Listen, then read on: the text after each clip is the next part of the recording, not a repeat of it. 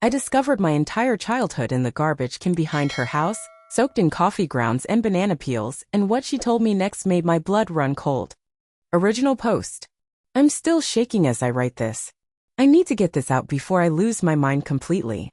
3 days ago, I found out something that has turned my entire world upside down, and I honestly don't know how to process what happened. For context, I've been married to my husband for 4 years now. We live about 20 minutes away from his mother, who has always been challenging. She's one of those women who believes her son can do no wrong and that I somehow trapped him into marriage. She's never been outright hostile, but there's always been this underlying tension between us. Small comments about my cooking, my housekeeping, how I dress, that sort of thing. My husband always brushes it off, saying that's just how she is and that she means well. Last week, my husband and I decided to start trying for a baby. We've been talking about it for months and finally felt ready to take that step. I was so excited that I wanted to create a memory book with photos from both our childhoods to show our future children. I had most of my photos stored at my parents' house, but I remembered that I'd left a box of my baby pictures and early childhood photos at my mother-in-law's house about 2 years ago. It happened during one of those family cleaning days. She was going through old stuff in her basement and asked if anyone had items they wanted to store there since she had so much space. I brought over a box of my most precious childhood memories, photos of my first steps, birthdays, family vacations, school events, everything my parents had lovingly collected over the years. I figured it would be safer there than in our small apartment where we were dealing with some moisture issues at the time. So 3 days ago, I went over to her house to retrieve my box. My husband was at work, and I figured it would be a quick trip. When I knocked on the door, she seemed surprised to see me, which was weird because I'd called ahead. She kept standing in the doorway like she didn't want to let me in, making small talk about the weather and asking about my husband's work schedule. Finally, I explained that I needed to get my photo box from the basement. Her entire demeanor changed. She got this strange look on her face like she'd been caught doing something wrong. She started stammering about how she'd been doing some spring cleaning and might have moved things around. She asked me to wait in the living room while she went to check, but something in her voice made me uneasy. After about 10 minutes, she came back up and said she couldn't find the box anywhere. I knew she was lying. The way she wouldn't make eye contact, how she kept fidgeting with her hands, the nervous laughter, all classic signs. I asked if I could look myself, and she got defensive, saying she'd already checked everywhere and that maybe I was misremembering where I'd left it. But I knew exactly where that box was. I'd helped carry it down to the basement myself and placed it on a specific shelf near the old Christmas decorations. After going back and forth for about 20 minutes, with her getting more agitated and me getting more frustrated, I finally lost my patience. I told her I was going to look in the basement myself whether she liked it or not. These were irreplaceable memories of my childhood, and I had every right to retrieve my own belongings. She tried to block me from going downstairs, actually putting her hand on my arm to stop me. That's when I knew something was seriously wrong. I pushed past her, not roughly but firmly, and headed straight for the basement. She followed me down, the whole time saying things like, "You're being ridiculous and I already told you it's not there." The basement was unusually clean. Like, suspiciously clean. Areas that had been cluttered with old furniture and holiday decorations were now completely empty. I went straight to the shelf where I'd left my box and of course it wasn't there. But here's the thing, there was a clean rectangle in the dust where something box-shaped had obviously been sitting for a long time.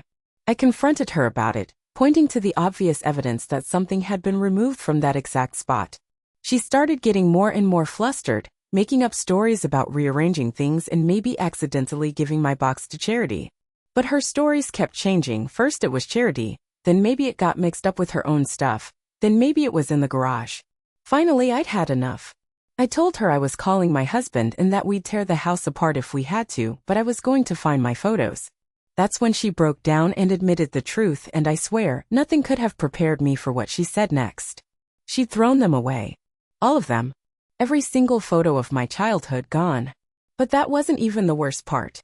When I asked her why, she said, and I'll never forget these words, she said they were inappropriate and that she couldn't have such things in her house. I was completely confused. Inappropriate? They were normal childhood photos, me as a baby, playing in the backyard, family gatherings, school pictures. What could possibly be inappropriate about that? Then she said something that made my stomach drop. She said the photos showed too much skin and that some of them looked suggestive. I couldn't believe what I was hearing. She was sexualizing normal childhood photos of me as a baby and young child. Photos that any normal family would have, bath time pictures, me running around in just a diaper, playing at the beach in a swimsuit, all completely innocent childhood memories. I felt sick. The way she was talking about photos of me as a child was disturbing and wrong on so many levels. I tried to explain that these were normal family photos that every parent takes, but she kept insisting that they were inappropriate and that she'd done the right thing by disposing of them. The conversation got heated. I was crying, she was getting defensive, and I finally asked her when she'd thrown them away. She admitted it had been over a year ago. Over a year. She'd been lying to my face for over a year, knowing that I thought my precious childhood memories were safe in her basement. I left immediately and drove straight to my parents' house, sobbing the entire way. When I told them what happened, my mother started crying too. Those photos represented years of their love and dedication to preserving my childhood memories. Some of them were the only copies we had of certain events and milestones. My father was furious. He wanted to drive over there immediately and confront her, but I begged him not to. I needed to talk to my husband first and figure out how to handle this situation. When my husband got home from work that evening, I told him everything. His reaction wasn't what I'd hoped for.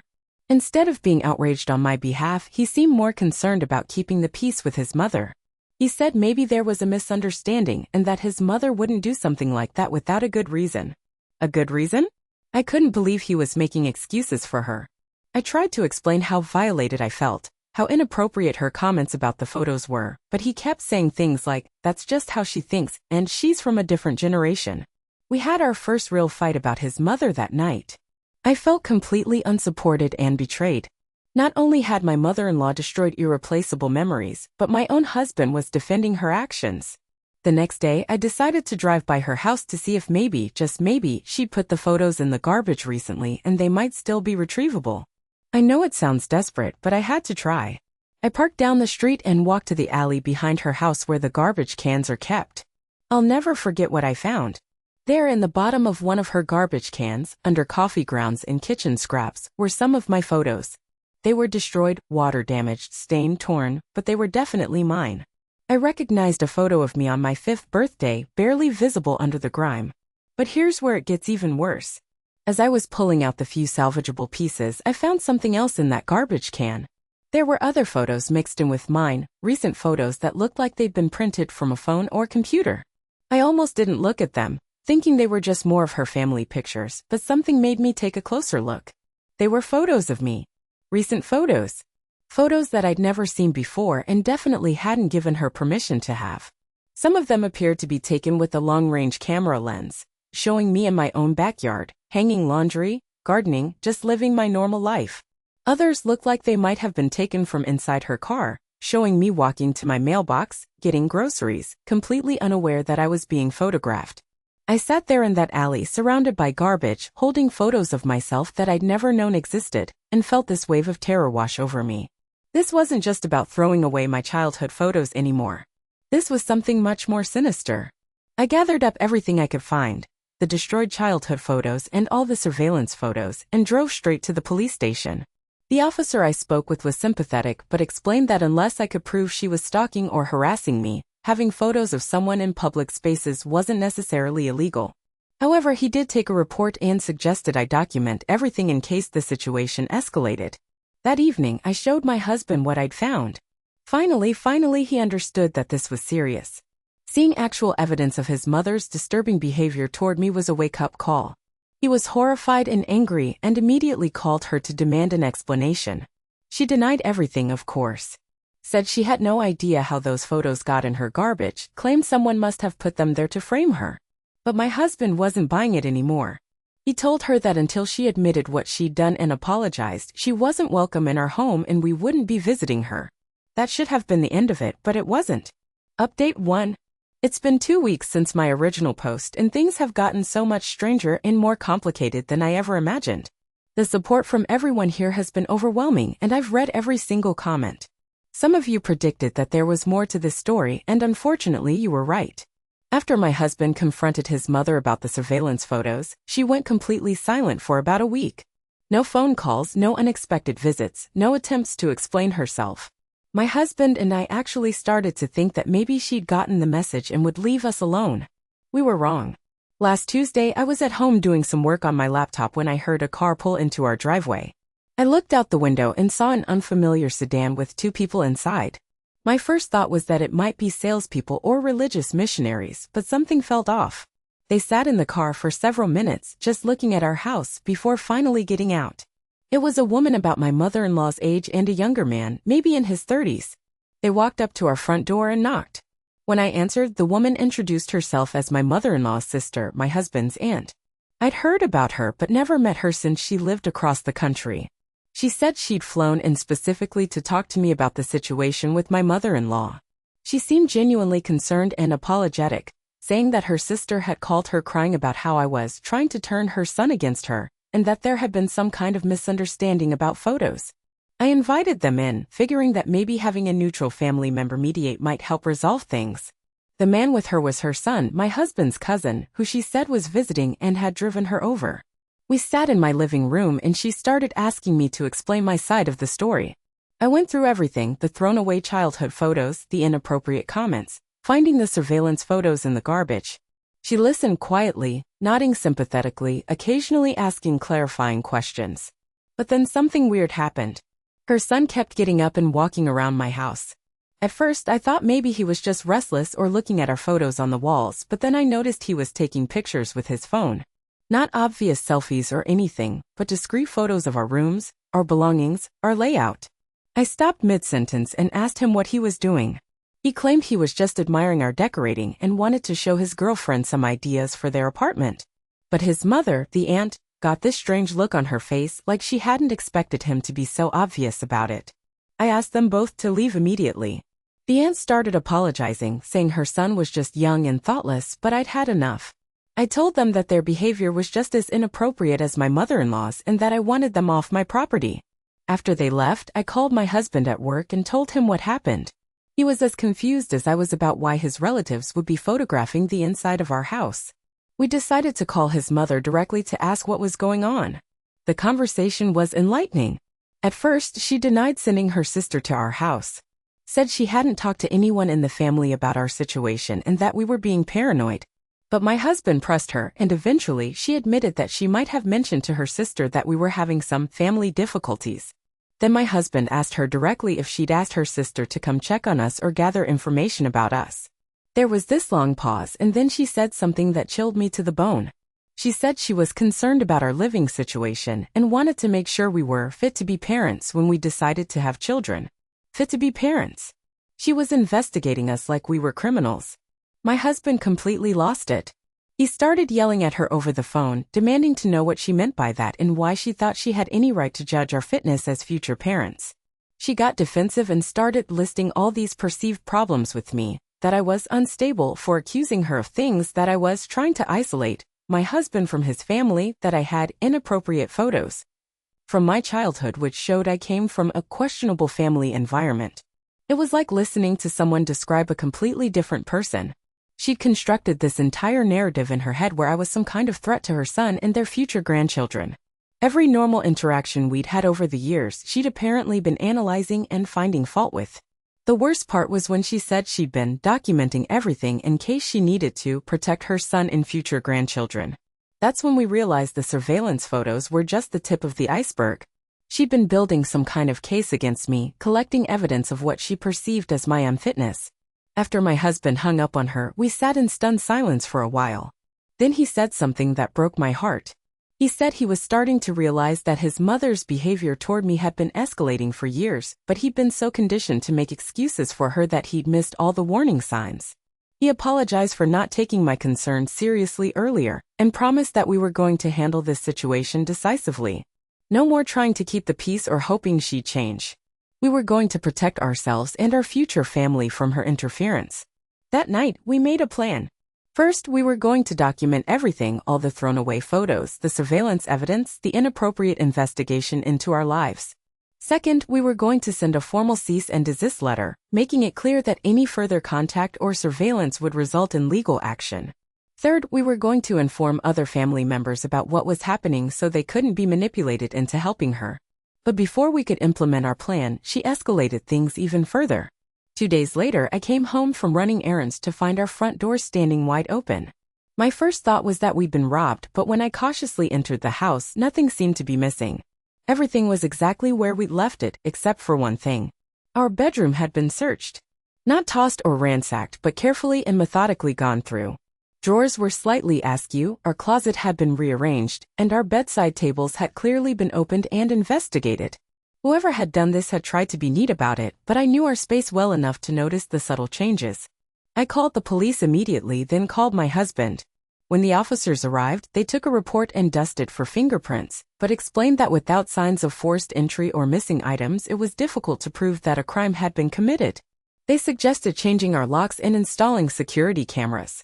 My husband came home early from work, and we spent the evening trying to figure out how someone had gotten into our house. We always lock our doors, and there were no signs of forced entry. Then my husband remembered something that made us both feel sick. About a year ago, we'd given his mother a spare key in case of emergencies. We'd never asked for it back.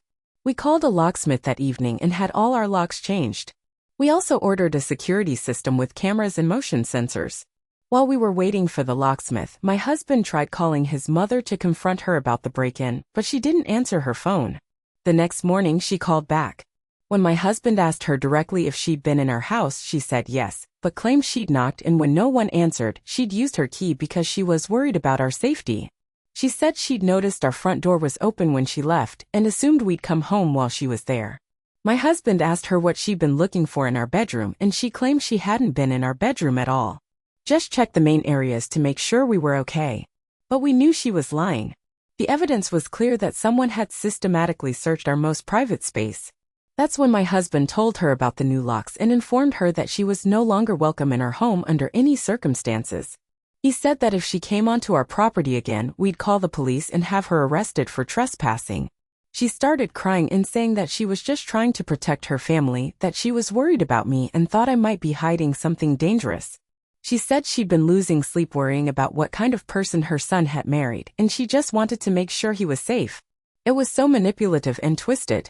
She'd invaded our privacy, destroyed our belongings, stalked me, and somehow made herself the victim in all of this.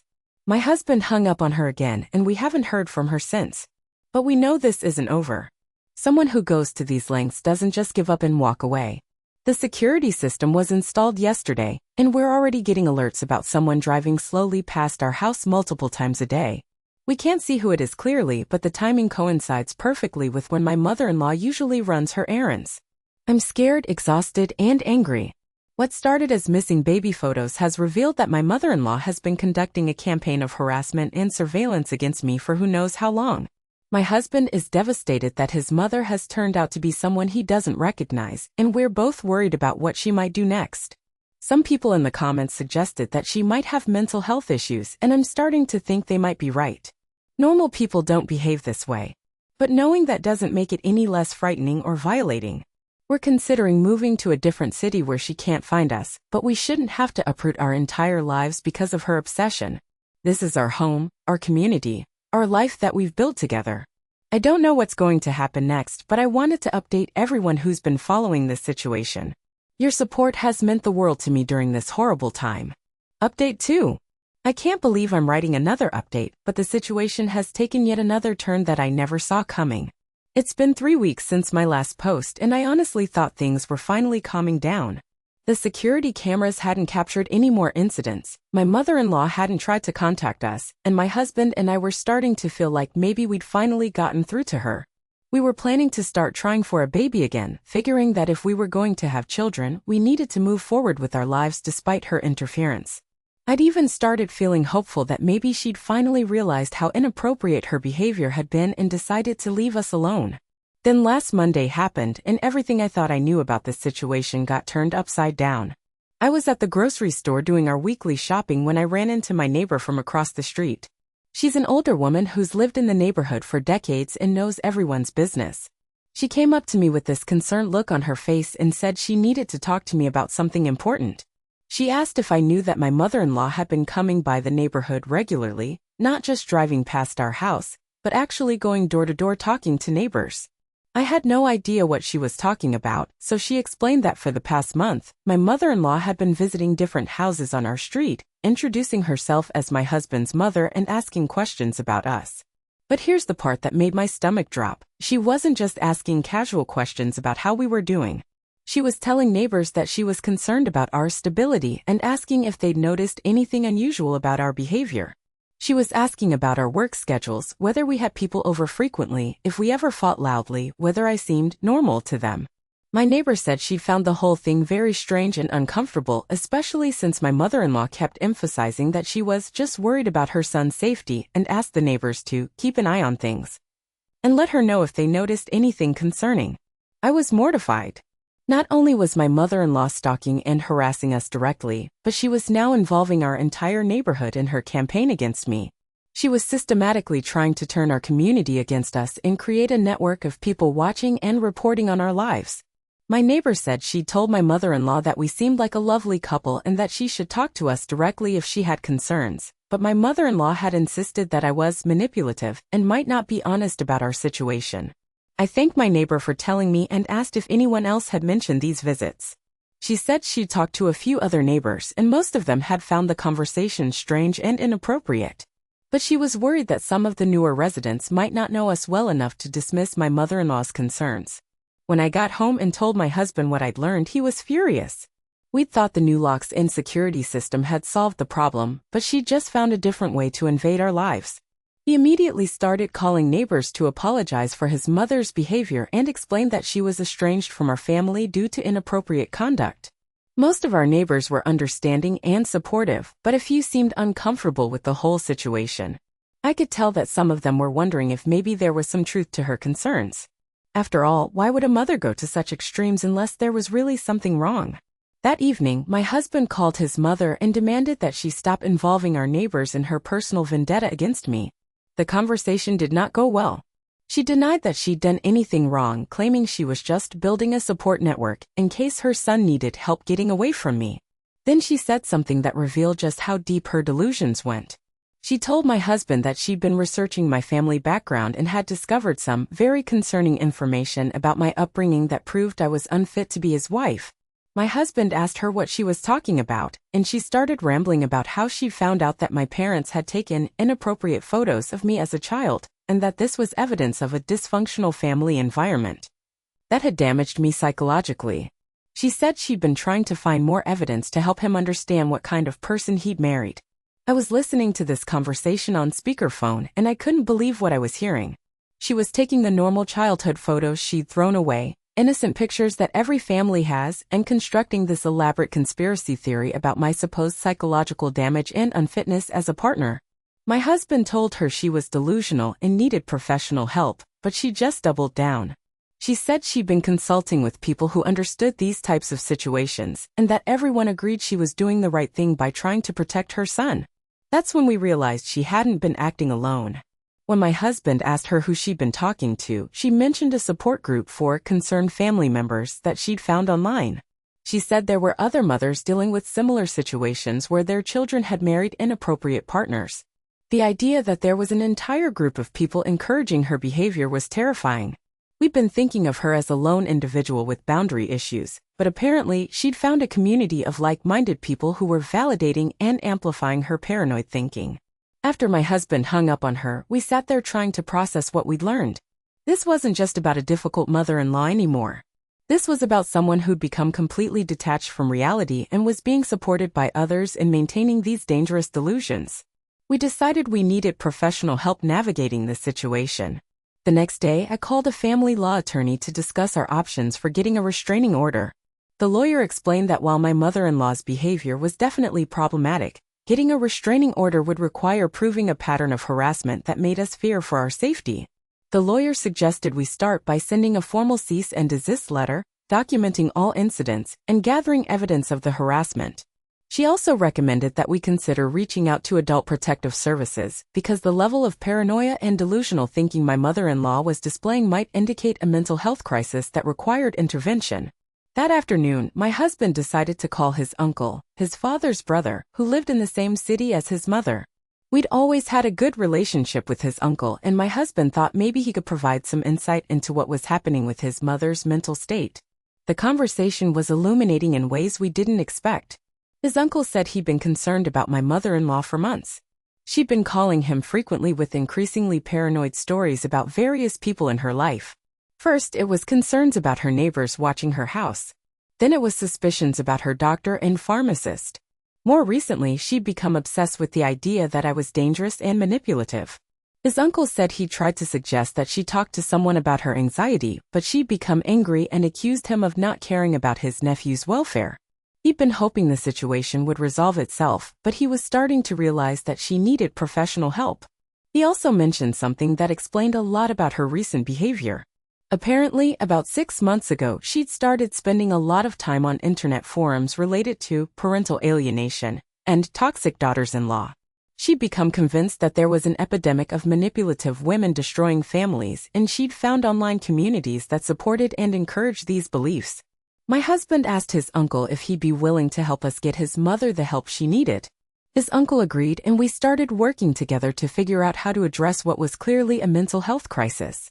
But before we could take any action, she escalated the situation in a way that finally crossed the line into clearly illegal behavior. 3 days ago, I was at work when I got a call from our security company. The motion sensors at our house had been triggered, and the cameras had captured someone on our property. They asked if I wanted them to dispatch the police or if it might be a family member or friend who had permission to be there.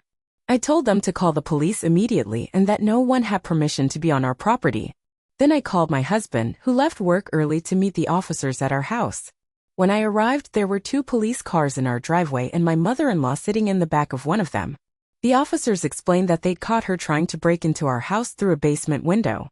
When they'd approached her, she told them that she lived there and was just trying to get into her own home because she'd forgotten her keys. But here's the most disturbing part: she wasn't alone. There was another woman with her, someone about her age who turned out to be a member of her online support group who'd driven in from 2 states away to help her gather evidence about me. The police found a bag of tools that they'd been using to try to pry open the basement window, along with a camera, recording equipment, and a notebook full of observations about our daily routines. They'd apparently been planning to break into our house and plant recording devices to capture evidence of whatever they imagined was wrong with our relationship. Both women were arrested for attempted breaking and entering. My mother-in-law was also charged with stalking and harassment based on all the evidence we'd gathered over the past months. The other woman was charged as an accessory. When the officers searched their car, they found printed copies of forum posts about documenting evidence of emotional abuse and protecting your children from manipulative spouses. There were also printed photographs of me that had clearly been taken without my knowledge over a period of months. The whole thing was like something out of a nightmare.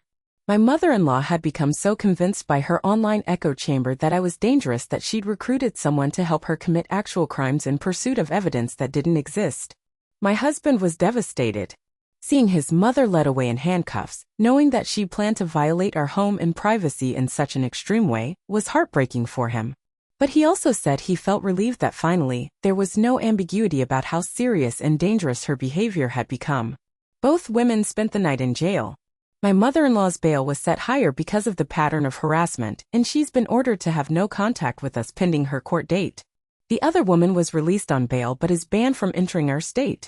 Yesterday, my husband's uncle called to tell us that he'd been in touch with a mental health professional about getting his sister evaluated. He's pursuing emergency mental health intervention, arguing that her behavior demonstrates she's a danger to herself and others. We finally feel like we can breathe again.